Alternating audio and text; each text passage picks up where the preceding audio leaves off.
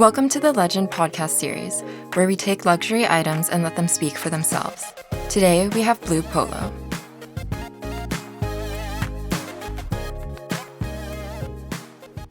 Blue, it's good to have you with us. It's great to be here. Can I just say you look even better up close? You have that perfect blend of authenticity mixed with timeless sophistication. How do you stay in such amazing shape? Well, I have to thank my creator for that. You mean God? No, Ralph Lauren. Oh, of course. But he's always liked things that get better with age. I also believe congratulations are in order. They are? Your dad's about to hit a milestone next year. Yes, he is. 50 years since he was introduced to the world.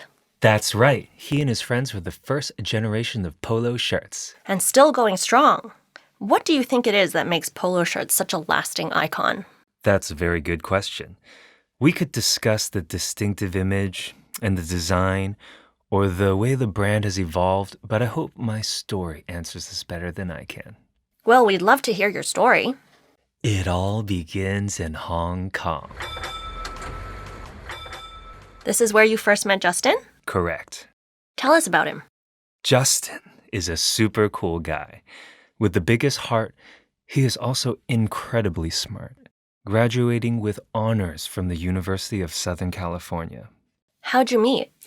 Well, I had seen Justin in the store a few times. Which store? The Polo Ralph Lauren store in IFC, shopping center in Central.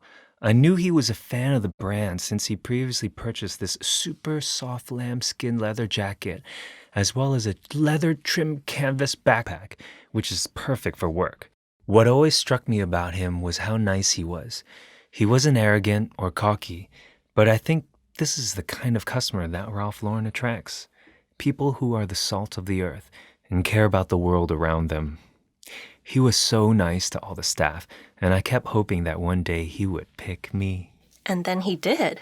One day he was in the store and he heads straight to the polo t-shirts. I'm hoping he will see me. And then he does. Immediately, he tries me on.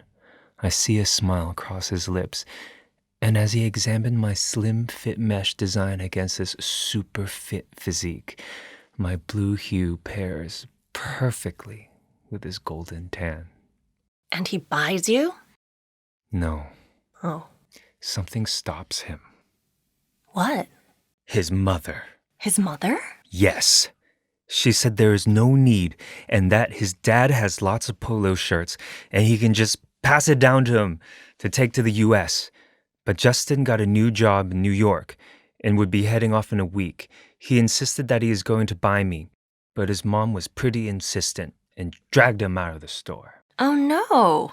I felt really sorry for Justin. He was clearly very disappointed. So what happened next? Did he come back? No, he left a week later to New York. And how about you? To be honest, I was really sad. Justin was an awesome dude. And I was very excited about going to New York. The other polos tried to cheer me up with jokes. Red asks me, "What do you call Santa Claus when he forgets to iron his suit?" I don't know. And then he says, "Chris Winkle." And Green asks me what lawyers like to wear. Again, I had no idea. Not very good with jokes, to which he replies, "Lawyers like to wear lawsuits." The other polos, they're nice. I mean, we're a family. They try to cheer me up. Well, there's other things to be positive about. Like? Well, I am really proud of my cousin Jake. Oh, how come? Jake is an Earth polo shirt. Now, this is something I'm sure our listeners would be interested in.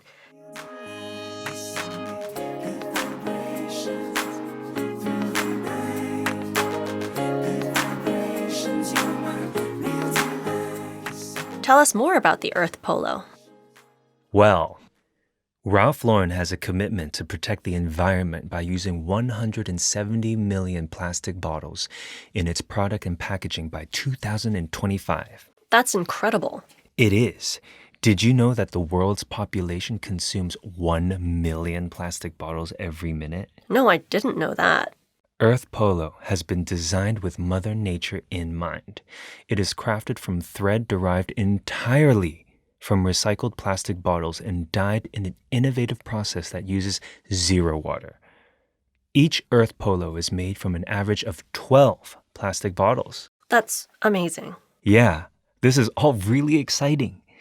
But they've slowed down in Hong Kong. What do you mean? Well, suddenly, it's quieter in the malls, not as many people are walking around, and the ones we see, they're all wearing masks. Because of the pandemic? Yeah. Well, that's not just Hong Kong. It's really everywhere. Yeah. Although things have started to pick back up recently. Oh, and then one day, guess who comes in the store? Who? Justin's mom. She heads straight towards me, grabs me, buys me. I'm so happy, and I feel bad that I misjudged her. When I first saw her, I thought she was loud and bossy. She puts me in a box with a lot of other items: dried squid, instant noodles, beef jerky, and lots of masks. I'm squashed at the bottom of the box, and she has completely crammed it with all sorts of items. And some of them, I have to confess, are so smelly. Then she posts me off to New York. I can't believe it, but I am finally on my way to New York. It seems like a very long time before I get there. But then one day, I hear a familiar voice. It's Justin, and he's speaking to his mom on the phone. Then there's a crack of light as he opens the box. I see Justin peering inside. He looks tired and sad. Not the Justin I first met. Then he scolds his mom for sending him dried squid and dumps the box on the table. So he doesn't even open the box up? No, a few weeks go by and I'm just lying there, under the hand gels and the gloves and the dried plums. I soon discover the reason for Justin's sadness. And what's that? Well, he's homesick. He misses Hong Kong, his parents. He spends all this time at home watching Netflix, and he loves this show called Friends. I love it too, as my girlfriend is on there.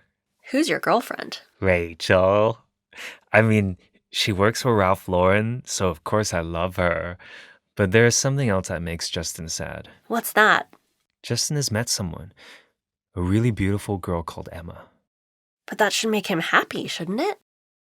Emma hasn't really been well. She has cancer.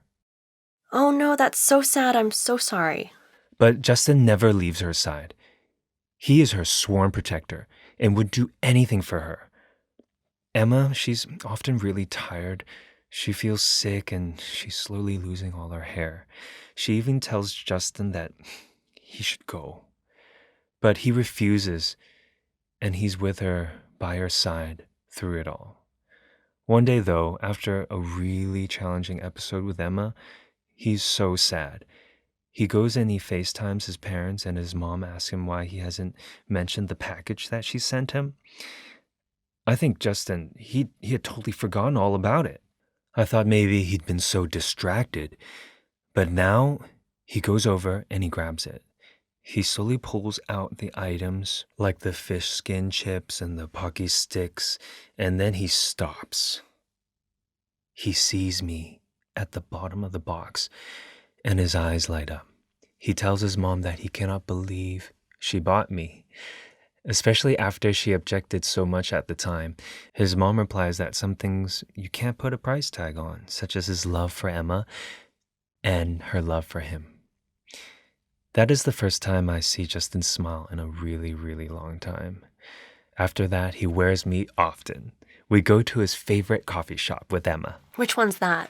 Ralph's Coffee Shop, of course. But of course. Have you been there?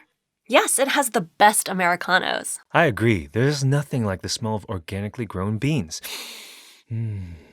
Just thinking about it makes me want to go there right now. Me too.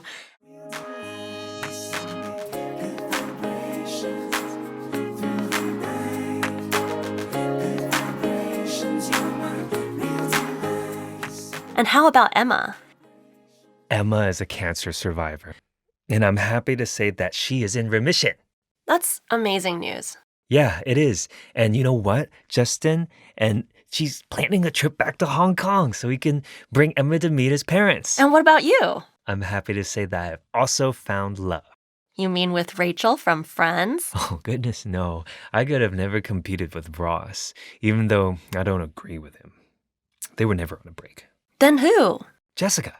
Tell us about Jessica. Jessica is a Live Love t-shirt. Huh, okay. Tell me more. Well, the Pink Pony campaign was launched in 2000, and it is the Ralph Lauren Corporation's global initiative to fight against cancer. That sounds like a wonderful initiative.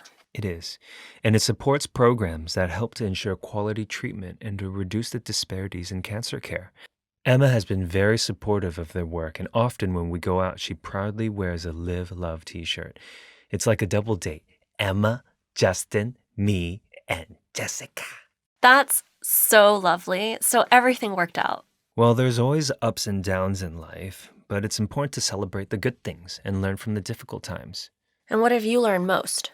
Well, I think Mr. Lauren's son, David Lauren, puts it best when he describes me and all the other polo shirts, the vintage ones and all the new collections. What does he say? He says, "It is the shirt that unites princes, rap stars, presidents, business executives, dock workers, farmers, and just about all of us." Very true.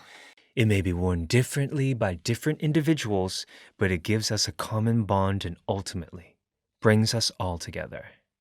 That's amazing. Thank you so much, Blue. Thank you. You're welcome. That's all we have time for, but please go to #legend.com to see what Blue and his family look like in real life. Don't forget to subscribe to our podcast so you can catch every episode. Goodbye.